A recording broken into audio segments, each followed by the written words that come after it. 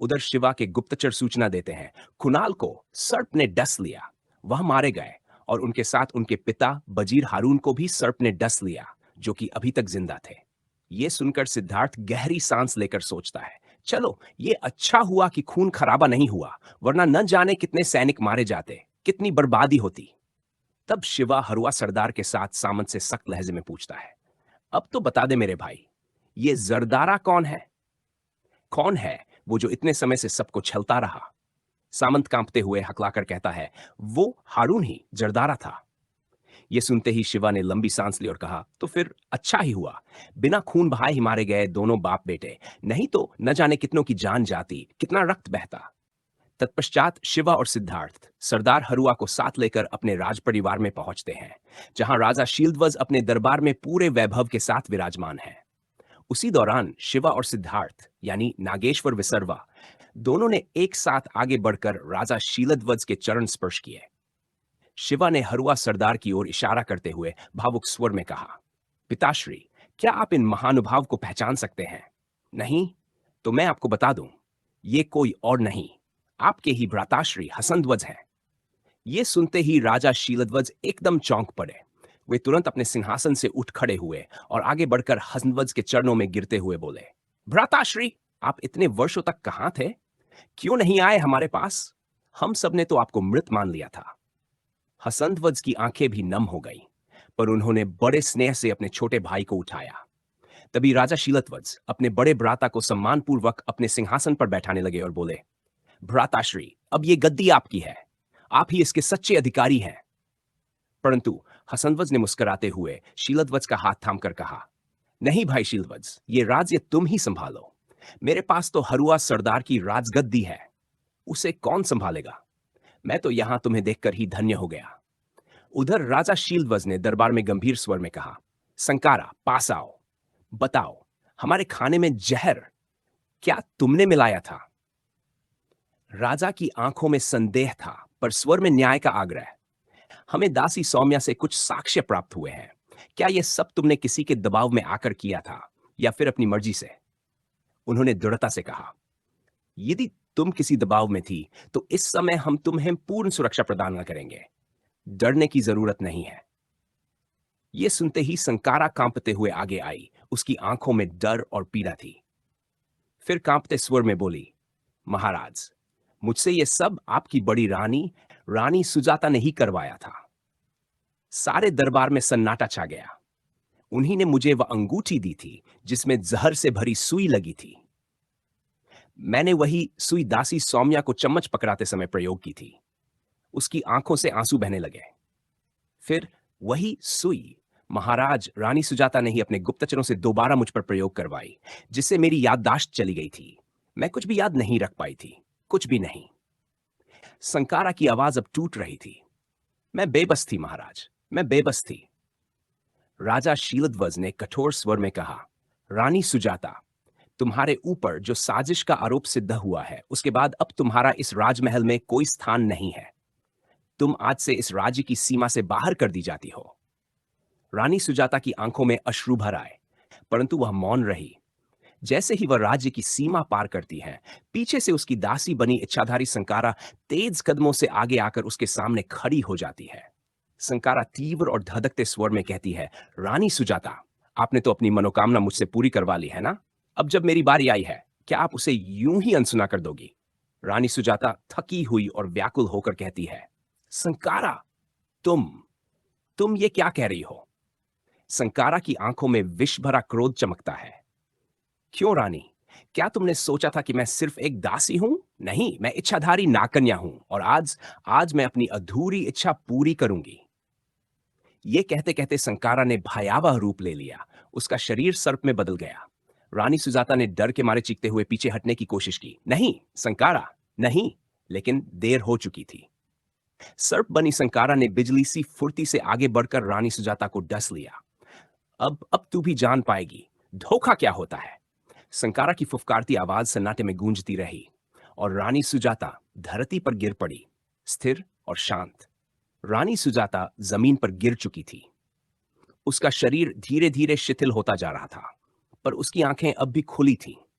उनमें केवल पीड़ा नहीं थी, बल्कि एक रहस्य छुपा था। संकारा सर्प रूप से पुनः मानव रूप में लौटती है। उसका चेहरा क्रूर संतोष से चमक रहा था। अब सब कुछ समाप्त हुआ, अब कोई बाधा नहीं।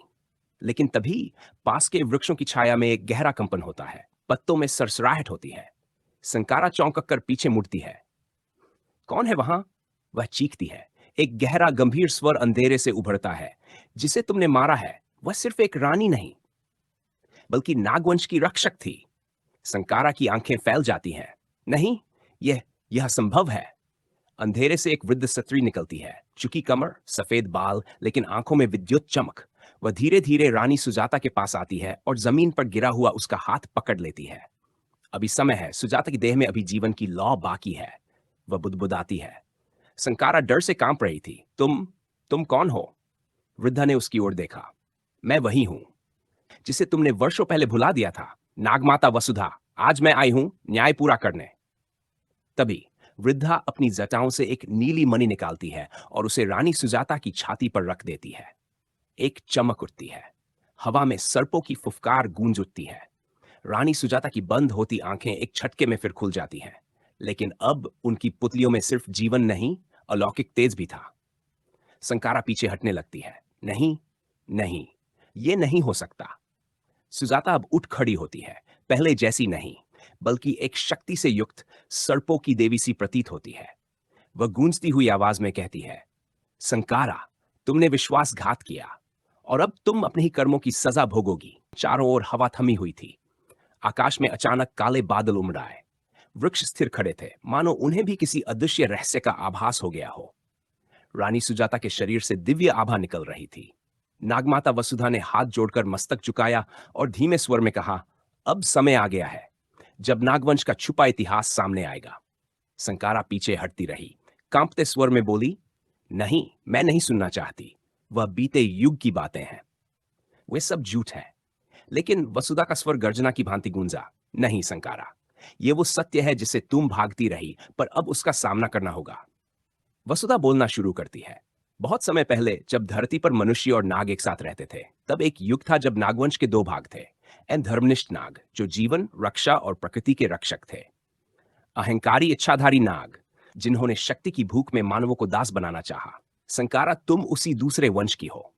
तुम्हारे पूर्वजों ने विनाश और छल के रास्ते को अपनाया था, लेकिन एक समझौते के तहत उन्हें मानव रूप में भेजा गया ताकि वे पश्चाताप करें और सुधरें।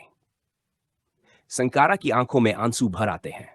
वह फुसफुसाती है, मुझे तो बस इतना पता था कि मैं किसी दिन रानी बनूंगी और मेरी शक्ति पहचानी जाएगी। वसुधा ने उसकी ओर देखा। शक्ति? पर बिना जान के शक्ति केवल विनाश करती है। और अब देखो, तुमने रानी सुजाता को डसा, पर तुम ये नहीं जानती थी कि रानी सुजाता स्वयं नागवंश की रक्षक कुल की अंतिम उत्तराधिकारी है। तभी सुजाता आगे बढ़ती है। उसकी आंखों में नीला प्रकाश झिलमिला रहा था। वह कहती है, वर्षों से मैं अपने भीतर की शक्ति से अनजान रही। मुझे इतना साक्षात था कि मेरे सपनों में एक सर्प आता है, मुझे रास्ता दिखाता है, और एक स्त्री जो मुझे सिखाती है कि मेरा जन्म किसी बड़े कार्य के लिए हुआ है। वसुधा मुस्कुराई। वह स्त्री मैं ही थी। सुजाता, तुम्हारी शक्ति अब जाग चुकी है। तुम्हारी नसों में नागिनी राजकुल का रक्त बहता है, जिसे अब फिर से न्याय, संतुलन और रक्षा का कार्य संभालना है। संकारा घुटनों पर गिर पड़ी। मुझे क्षमा करो, मैं नहीं जानती थी कि मैं क्या कर रही हूं।